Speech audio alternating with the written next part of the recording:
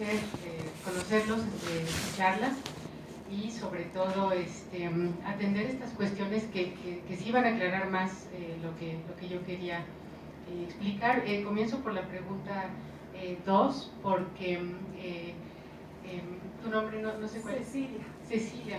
Me pregunta que, exacto, ¿por qué se asocia laicidad con anticlericalismo? Y yo creo que no expliqué bien que claro, que en México ese es el problema, y es lo que Bolivia me hace ver, que aquí no tienen esa tradición nefasta, que en México sí se dio, hubo una asociación, digamos, aunque no significa anticlerical, la laicidad no significa antirreligiosidad ni anticlericalismo.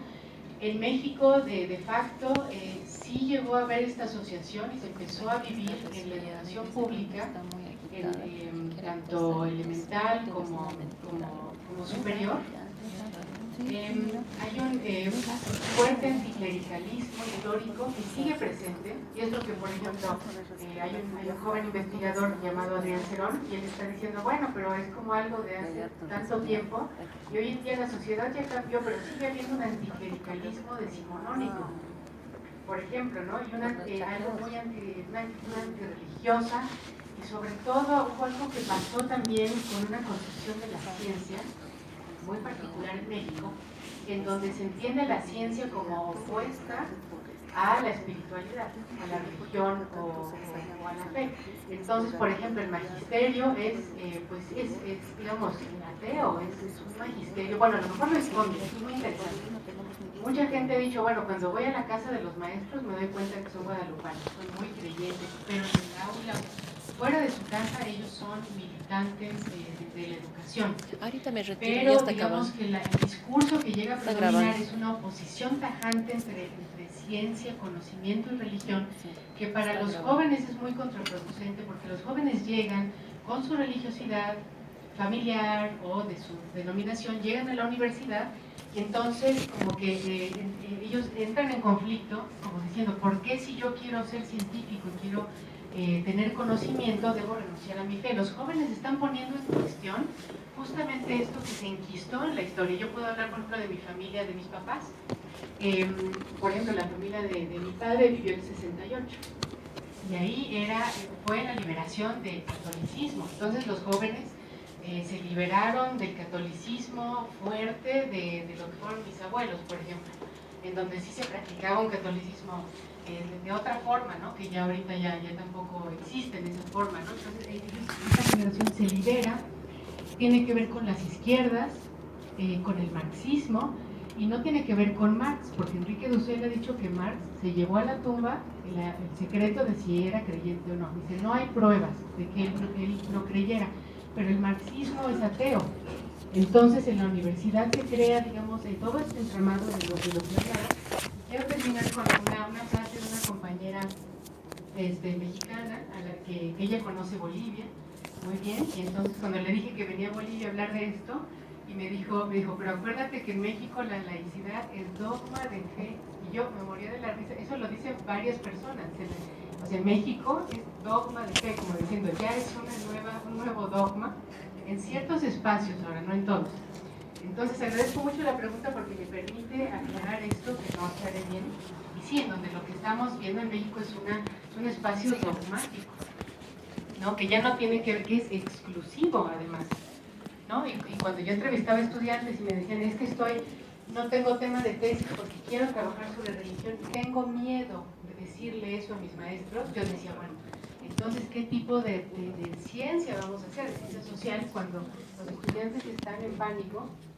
Porque un maestro ya les dijo que cuando se graduaran ya tenían que ser ateos. Eso es una locura. Y yo creo que es algo muy de México, que a lo mejor uno no se da cuenta, pero cuando uno sale de México dice, ay, si hiciera así. Entonces yo agradezco mucho esto. La pregunta sobre la laicidad, como herramienta de inclusión, yo creo que requiere una respuesta profunda, porque yo desde mi quehacer veo ciertas interrogantes, ciertos temas que sí debo mencionar en esto. Sí es un dilema el que hay, porque si el Estado tiene que ser el garante de derechos y por lo tanto se entiende como algo neutro, como algo objetivo. Pero entonces estamos en el mismo problema del movimiento científico. ¿Qué es la neutralidad? ¿No? ¿Qué es eso y quién la domina? Entonces, aquí en la cuestión del Estado, pues me parece bien, ¿no?, que el Estado sea ese garante, pero el problema es que se le está concediendo al Estado, se le sacraliza como un espacio neutro, objetivo, portador de esa posibilidad de garantizar el derecho, y yo creo que es algo positivo, pero a la larga puede ser un problema, porque es como decía en la entrevista con Ángel el otro día, digamos que hay un teórico francés, Jean Bouvereau, que explicaba, cuando lo invitamos a México, que explicaba que la laicidad nace de una ideología particular. Y esto es muy importante, porque a veces pensamos que sacralizamos la neutralidad, porque no tiene origen. Y él decía, no, la laicidad viene del liberalismo político, moderna y occidental, y dice, en Francia funcionó muy bien en un tiempo, porque sí garantizó la convivencia de creyentes y no creyentes en el espacio público.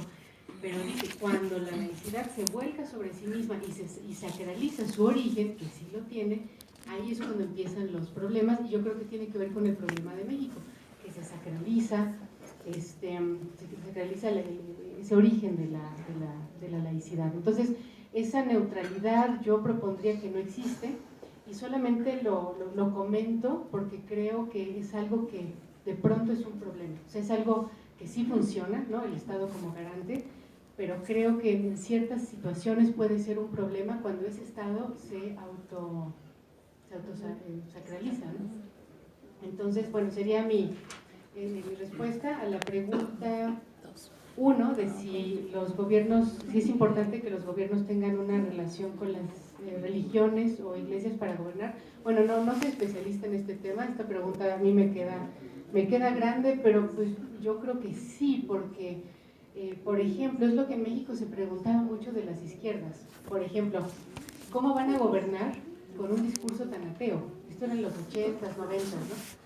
Claro, y de pronto, ya cuando gana un partido de izquierda, ¿no?, que es Morena, entonces el presidente le habla al pueblo desde la religión, desde la Biblia, desde lo que ha causado gran controversia, ¿no? Entonces, es muy interesante, ¿no? Eso, claro que se necesita. Incluso hay muchas personas que han dicho, es que el presidente está coqueteando con los grupos evangélicos, ¿no?, a través de leer los pasajes de la Biblia. Pero pues habrá alguna razón por la que necesite las alianzas con estos grupos, ¿no? Entonces, bueno, sin ser experta, yo diría, pues sí, es algo que no se puede, yo creo, evitar. Y de la tercera pregunta, a mí me gustaría reflexionar un poquito antes de contestar. Bueno, referente a ver, un poco respondiendo a la pregunta de Esperanza, en educación deberíamos ver a todos los niños, adolescentes como sujetos de su proceso de aprendizaje. Lamentablemente, el modelo de educación en la práctica todavía sigue concentrando en el tema de avance de contenido y no se lo ve como sujetos. Es más, el modelo sociocomunitario productivo que tenemos con Avelino Simiani establece que debemos partir del ser del individuo para poder orientar, o si quieres, redimensionar, reconstruir elementos que tengan que ver qué tipo de persona quiere ser. O sea, el contenido sirva para desarrollar habilidades o competencias para la vida. Cosa que no está pasando en el entorno. Teóricamente podemos decir, eso debería pasar. Pero además eso le permite no solamente el ser, sino aprender qué es lo que debe hacer, tomar las decisiones, pero además generar, digamos, un cambio. Y mientras veamos la educación integral en sexualidad como algo dañino, como un tema tabú, pues siempre va a haber estas resistencias, porque lo lógico es que los niños, adolescentes, cuando vienen al aula, tienen toda una vivencia referente a su sexualidad. Claro, si los centramos solo a lo reproductivo,